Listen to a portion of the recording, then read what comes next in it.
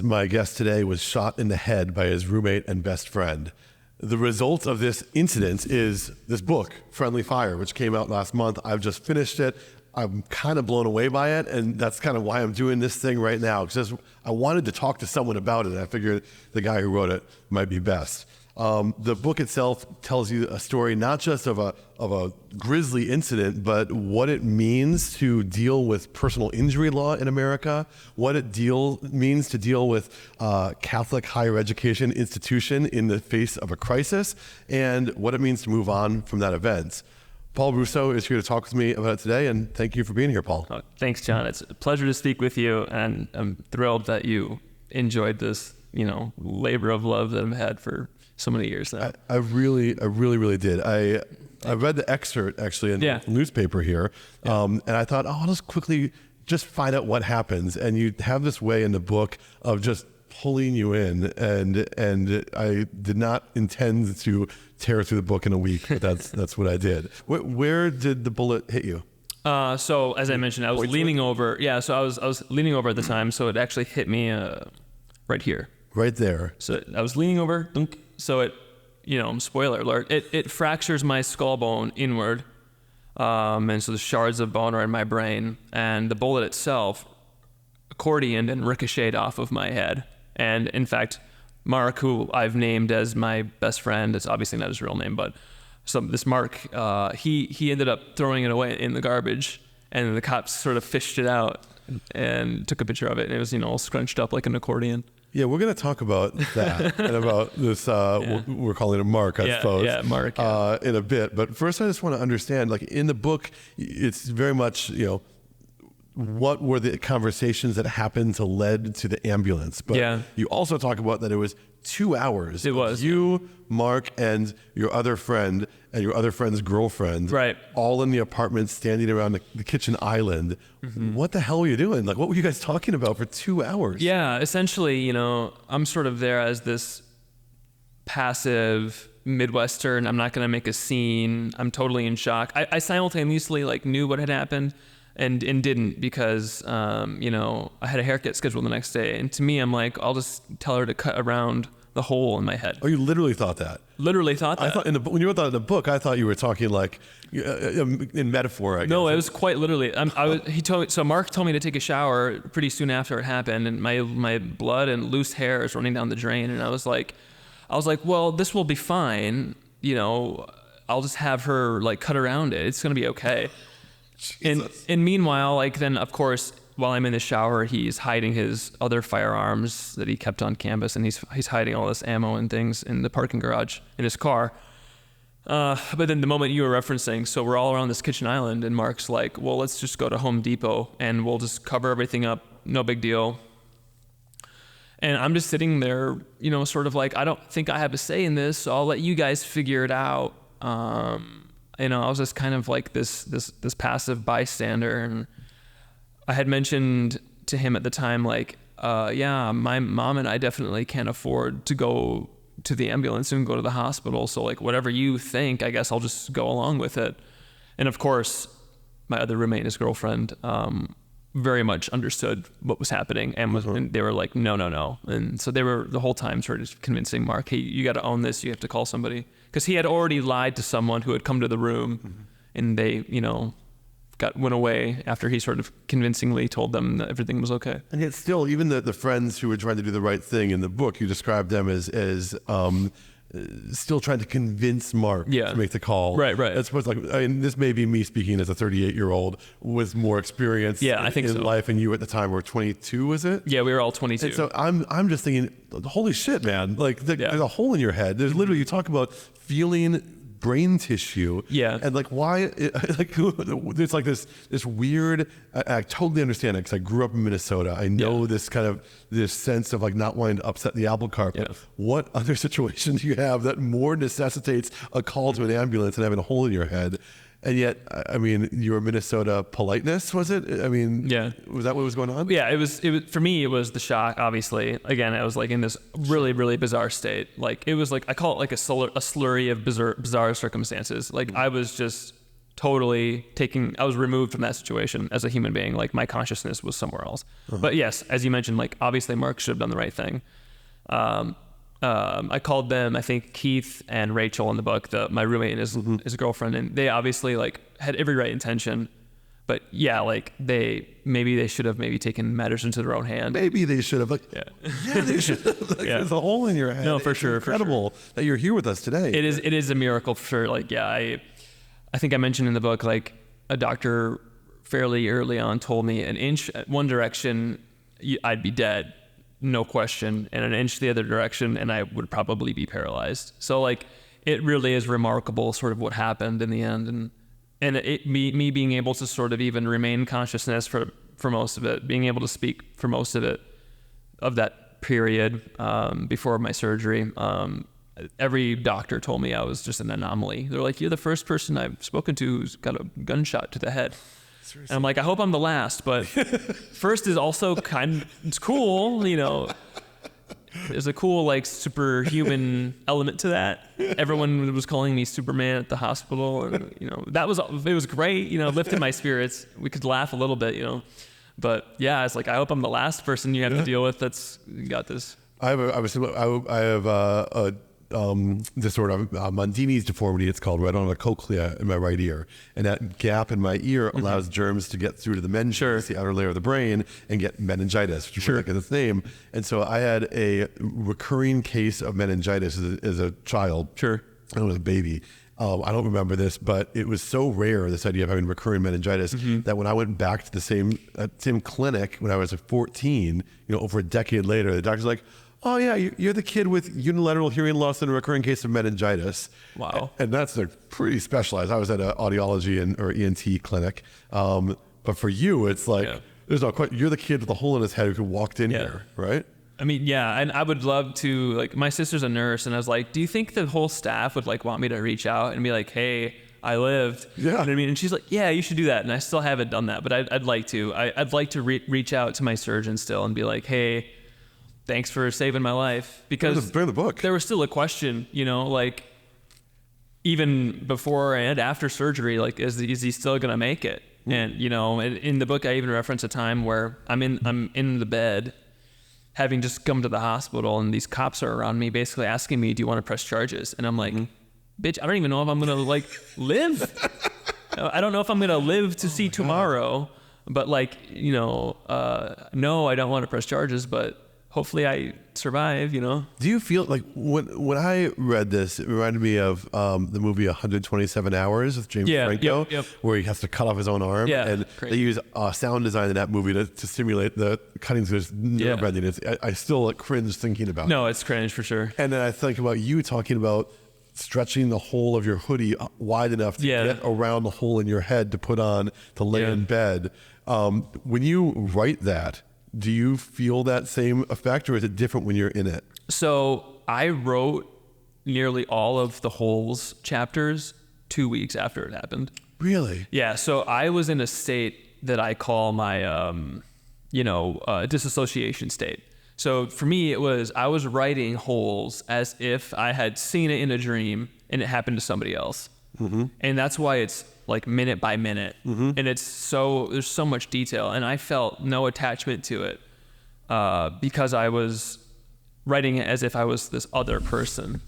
I mean, that answers a question I had, because like you're very specific in the book, where I started rereading it after I finished it. So I was just like wanting to go back to the first part again. Yeah. And you talk about Mark coming to find you, and you quote him. You say, he goes, shit, fuck, shit, shit, fuck. And it's like, it felt like such a specific line, and that answers it, like how you remembered it, because you wrote it just after it happened. Yeah, I wrote all that immediately after. I wrote the entire book for the most part as it actually happened. It's over the span of 4 years. And it took me, 5 or 6 years to write and edit it and revise it to where it was what you see today. But as those 4 years played out, it was, as if you're like in the sidecar next to me. That is really the effect it has. We're calling him Mark, but Mark's not his name. Correct. Why? That's best practices. I've done something here in this conversation that you did not. I said that your university was the University of St. Thomas. Right. Why didn't you put their name in the book? It could happen anywhere, and I wanted that ubiquitous quality. It's a university. It could be your university. It could be yours. Could be next. So like, let's think about what we can do to sort of remedy this. That's interesting. Yeah, like in America's gun problem it seems infinite, and so like I wanted that to ring true with like, it could be anywhere in America. As long as we're on the conversation about pseudonyms and things, I'm just curious, as a writer, how do you decide what pseudonym to assign? That's a great question. I sort of went for vibe. So like I was just like ruminating, okay, like, well, Mark's was multi-layered because it was vibe for sure, but also I wanted it to be sort of like symbolic too. And so a mark, he left a mark on my, the scar, the mark on my life, that sort of thing. So that was very intentional. Was there a charge for him? No charge. Was there an investigation? Because it was an accident, they just sort of took my word for it. The district attorney, I imagine, reviewed it, and you were asked at the hospital. Were you asked after that if you wanted to? Did you have a chance to reconsider? I was not asked. Press charges? I was not asked. You seem to have a mantra you come back to again and again. Your best friend you're shot in the head by your best friend. Right. And you say it over and over again in the book, almost like, to me, it read as if you were still absorbing and kind of in shock of that. I think that's fair to say. Look, me as a reader, I felt angry at him. Yeah. But you never actually use the word. You only just say that you wish there were more consequences for him. Yep. Was that intentional? It was both intentional as me sort of like giving him that grace, and also subconscious at the time too, sort of like saying, I still don't want to like admit it. Even though I didn't press any charges, he was not sort of held responsible by any party. Let's talk a little bit more about the university. I felt a parallel in my life because I also went to a small Catholic university, St. John's University. There was the Catholic sex abuse scandal, and I was kind of blown away by the same action being taken again and again, which was no action in most cases, or too little action. No, it's true. And to sweep under the rug quickly things that are uncomfortable. They seemed more concerned with like the sanctity of the school being shaken, as opposed to like, hey, is this kid all right? St. Thomas didn't mention anything like that. They were very much like, the guns are off campus. So like the guilty guns are off campus. The man who shot me is also no longer on campus, which again was fabrication. Mark was there the next day walking around, Really? Yeah, he was. And there was no. They were like, it's not an act of violence. Well, to me, it was very violent to me. And that there was no threat, which might have been the only true thing they said. Which but yeah, it's it's as you said. It's like they are very reputation based, and they just. They could have had a chance to really own and be like a thought leader on like gun reform. Like, okay, we're going to be the campus that steps up and owns what happened and be like, okay, let's get things changed. Let's practice smart things and let's see what we can do in the world. And instead they just sort of said, no, let's keep those donations coming in.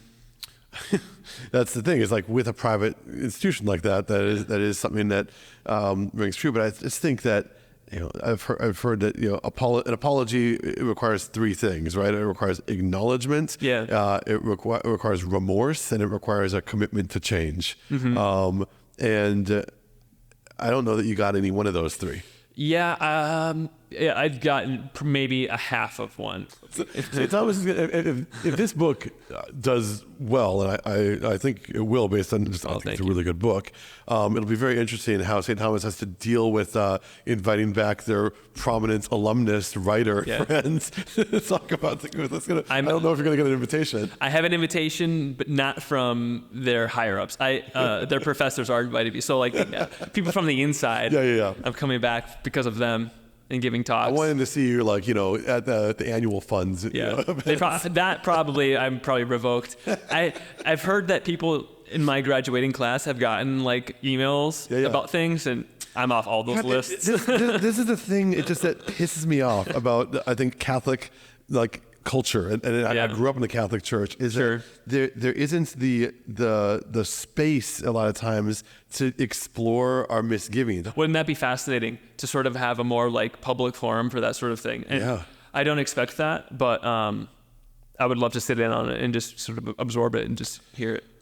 One of the interesting parts of your book is the way that you bring me inside what it's like to have a traumatic brain injury. Yeah. I love the way you described trying to place spaghetti. Someone asked you if you wanted spaghetti, and you describe like spaghetti. What is it? I think you say like animal, vegetable, mineral. Is it Right. Sort of playing on the 20 questions. Yeah, like you're trying to place. Yeah. Okay, yeah, it's a food. What kind of food is it? Yeah. And it was such a visceral way of describing just what life is like, and having to reprogram your brain. I don't know that I've read that elsewhere. I minored in neuroscience a little bit, like in psychology. Before you got shot. Yeah, so I basically was a lab away, like a science lab away from getting a minor in psychology. Oh my God. And so like in those classes I had learned about, like, for example, someone having to get additional holes drilled in their head to sort of drain the fluid and to stop the swelling, things like that.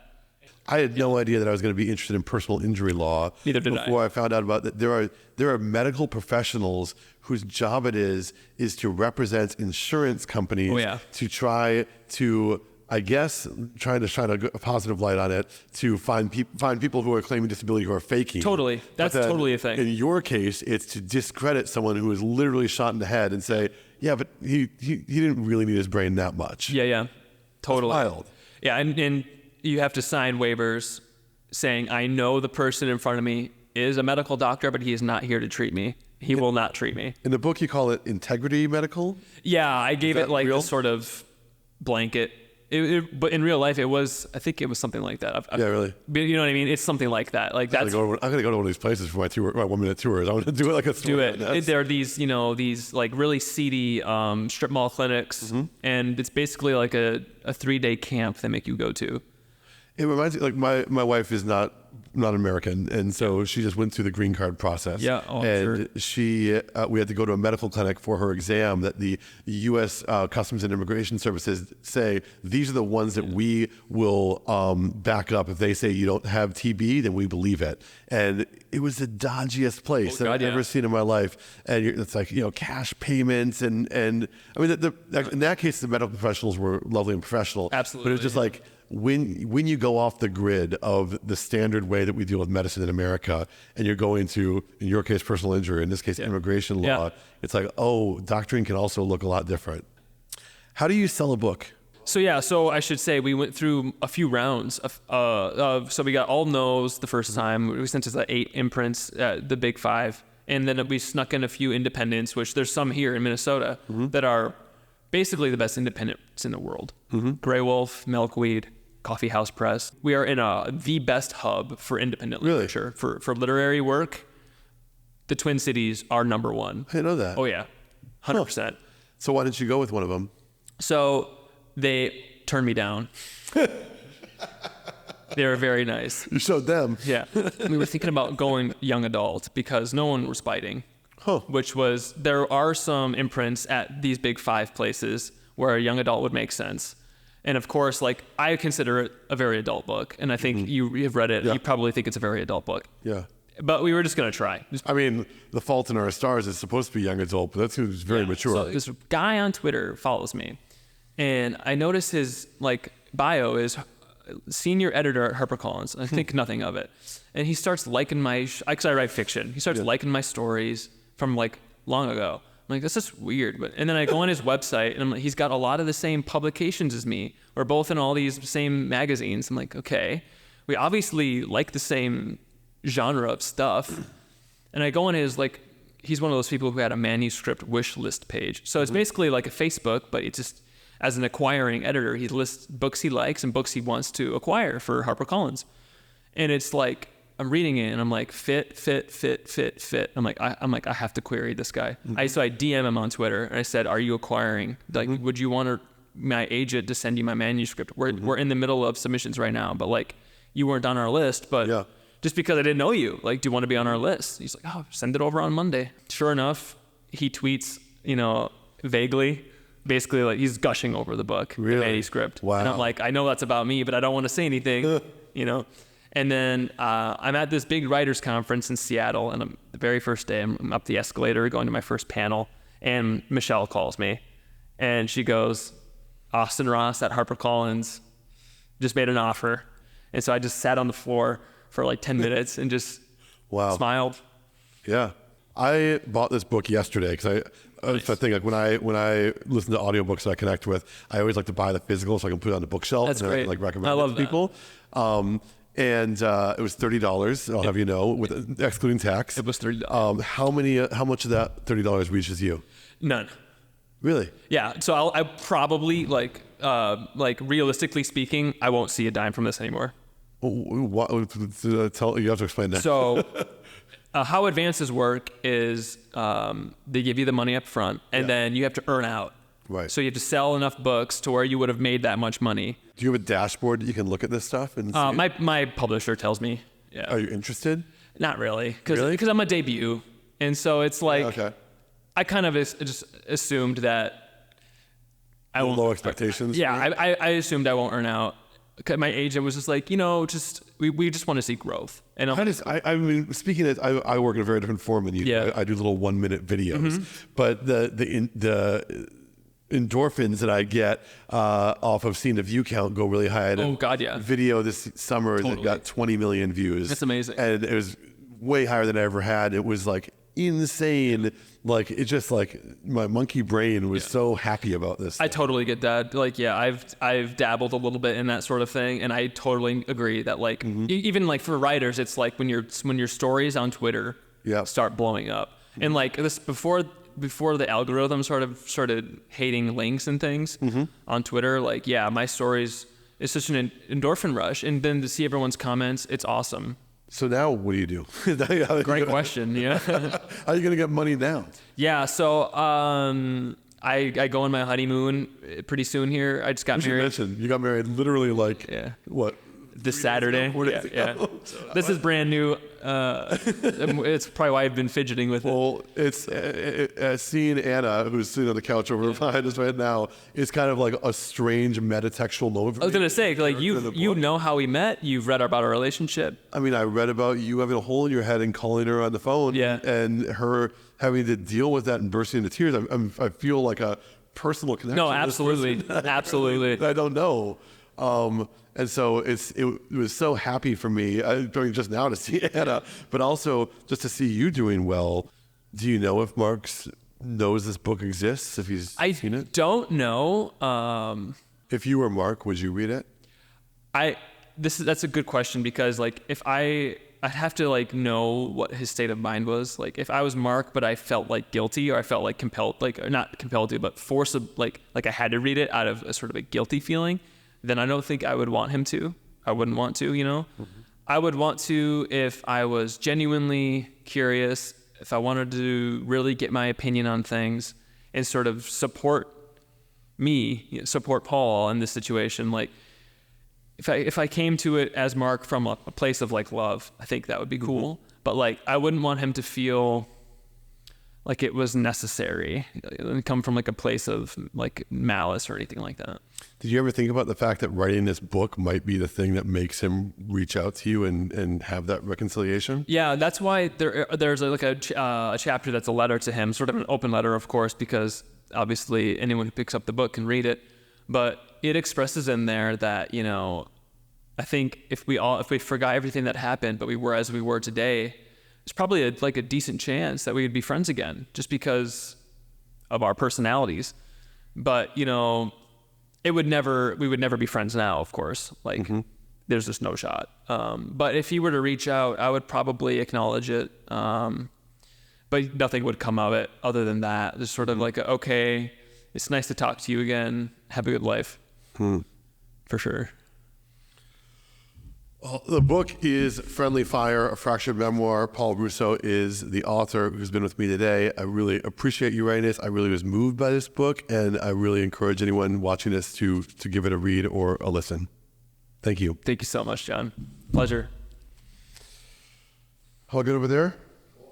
All right. It was good. Excellent. Thank you so much. Absolutely. That was Oh man, I just want to, I appreciate it.